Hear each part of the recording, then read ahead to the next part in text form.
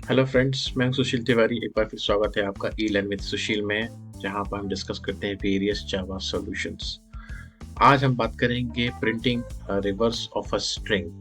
सो ये कैसे हम अचीव करेंगे? सबसे पहले हम समझते हैं रिवर्स ऑफ अ स्ट्रिंग क्या होता है। चलिए मूव ऑन करते हैं अपने नोट पैड में। सपोज कीजिए मेरा नाम है सुशील, ये एक स्ट्रिंग है। इसका रिवर्स क्या होगा? LIHSUS। तो ये हम कैसे प्रिंट करा सकते हैं यूजिंग अ जावा प्रोग्राम। चलिए चलते हैं अपने इक्लिप्स आईडी पे। यहाँ पे हमारी ऑलरेडी हमने एक क्लास बना रखी है रिवर्स स्ट्रिंग की। तो सबसे पहले हमें क्या चाहिए? सबसे पहले हमें चाहिए एक स्ट्रिंग वेरिएबल जो स्टोर करेगा हमारी स्ट्रिंग को। सपोज कीजिए मैंने अभी नाम लिया है सुशील। अच्छा, अब इसमें देखने वाली बात यह है कि हम इसे प्रिंट कैसे करेंगे। तो अगर आपको लॉजिक अप्लाई करने से पहले सबसे पहले देखना क्या होगा कि जो भी एक स्ट्रिंग होती है उसकी लेंथ क्या है। इसकी लेंथ कितनी है? 6 बाइट की। तो हमें करना क्या है कि हमें इसकी एक एक बाइट्स को लास्ट से फर्स्ट तक प्रिंट करा के या स्टोर कराना है एक टेम्परेरी वेरिएबल में, और उस वेरिएबल को हम प्रिंट कराएंगे और देखेंगे कैसे हमारा इसका रिवर्स स्टोर होके प्रिंट होता है। तो इसका रिवर्स क्या हमको चाहिए, क्या है आउटपुट? अगर हम इसकी बात करें, reverse of this should be LIHSUS या S लाइक दिस। ओके, इसका क्या मतलब हुआ? सबसे पहले हमने L उठाया, फिर I उठाया, H उठाया, S उठाया, U उठाया एंड देन कैपिटल S। तो अगर आप देखेंगे तो लास्ट से फर्स्ट तक हम चल रहे हैं। लॉजिक सिंपल है। हमें क्या करना है? हमें कुछ टेम्परेरी वेरिएबल्स लेने हैं। तो हम एक ले लेंगे टेम्प नाम का एक स्ट्रिंग वेरिएबल, जिसको हम नल वैल्यू आप बोल सकते हैं साइन कर रहे हैं। नल नहीं है, एक प्रकार से एम्प्टी है। इसको नल नहीं बोलते, इसको एम्प्टी स्ट्रिंग बोलते हैं। फिर हम लेंगे एक फॉर लूप, इसमें हम लगाएंगे आई से स्टार्टिंग, और क्या करते हैं हम लेंथ से उसको रिवर्स वे में चलना है, क्योंकि हमें लास्ट बाइट से फर्स्ट बाइट तक लूप को चलाना है। तो हम क्या करेंगे, स्ट्रिंग डॉट लेंथ का एक फंक्शन होता है, इसको हम कर लेंगे -1। -1 हम क्यों ले रहे हैं ये मैं आपको बताऊंगा। यहाँ पे हम चलेंगे i इज इक्वल टू 0 और i माइनस माइनस। ये हम डिक्रीमेंट ऑर्डर में चल रहे हैं, इसलिए हमको इस हिसाब से लूप की कंडीशंस को लिया है। अब टेम्प नाम का हमारा वेरिएबल है। टेम्प में हमको स्टोर क्या करना है? इस पे हमें एक चीज और लगेगी, इसमें हमें लगेगा एक कैरेक्टर टाइप का वेरिएबल। तो हम ले लेंगे कैर ch, और इसको बिना किसी असाइनमेंट के हम काम चला सकते हैं। यहाँ पे हम लेंगे ch इक्वल्स टू, यहाँ पे आएगा str dot char at i। तो ये पर्टिकुलर लाइन करती क्या है?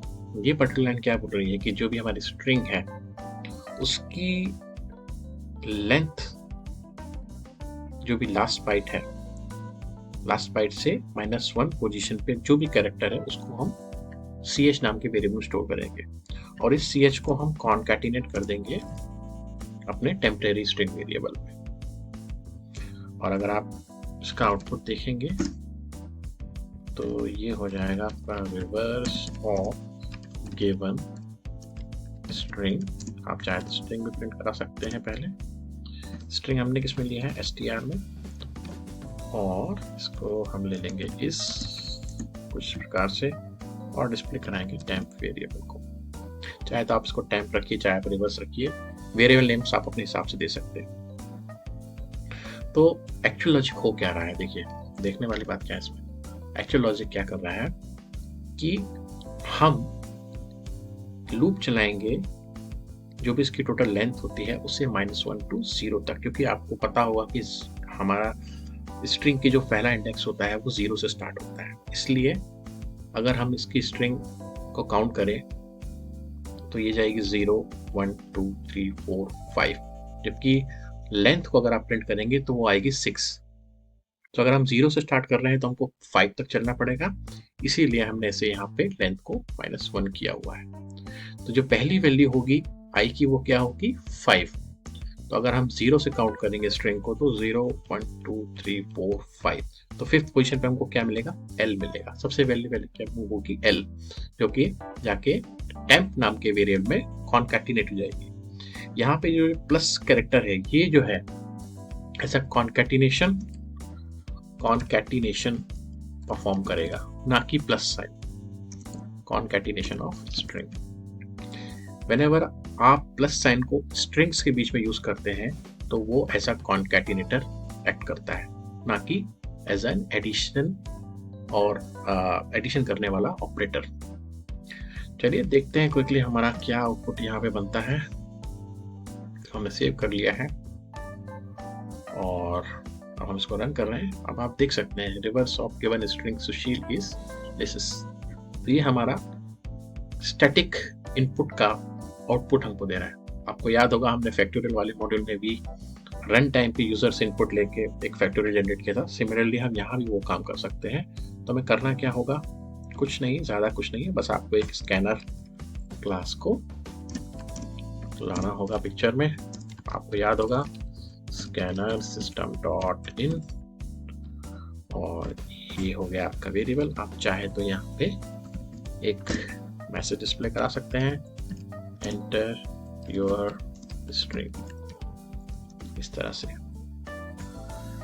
अब सीखने वाली बात यहाँ पे क्या है कि लास्ट टाइम हमने फैक्टोरियल का मॉड्यूल जब बनाया था या फैक्टोरियल प्रोग्राम जब बनाया तो वहाँ पे हम इंटीजर वैल्यू रीड करते हैं, बट हम यहाँ पे अब रीड कर रहे हैं स्ट्रिंग वैल्यू। तो स्ट्रिंग के लिए हमको लेना पड़ेगा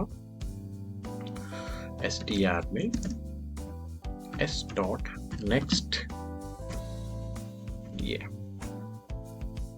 इससे होगा क्या, हमारे str नाम के वेरिएबल में जो भी रन टाइम पे यूजर स्ट्रिंग को इंपोर्ट करेगा वो स्ट्रिंग इसमें इंपोर्ट हो जाएगी। ओके, अब हम यहाँ पे इसको डिक्लेरेशन ही तक रखेंगे, इसमें वैल्यू असाइनमेंट हटा देंगे, बाकी लॉजिक सेम रहेगा। अब इसको फिर से रन करके देखते हैं। अब यहाँ पे हमसे पूछ रहा है कि हमारा इनपुट स्ट्रिंग क्या है। चलिए मैं देता हूँ सुशील। देखिए सुशील आ गया। एक बार फिर से रन करते हैं, कुछ और नाम देते हैं यहाँ पे, राम कहा गया BR। और एक बहुत इंटरेस्टिंग स्ट्रिंग होती है, अभी मैं आपको बताता हूँ, नितिन।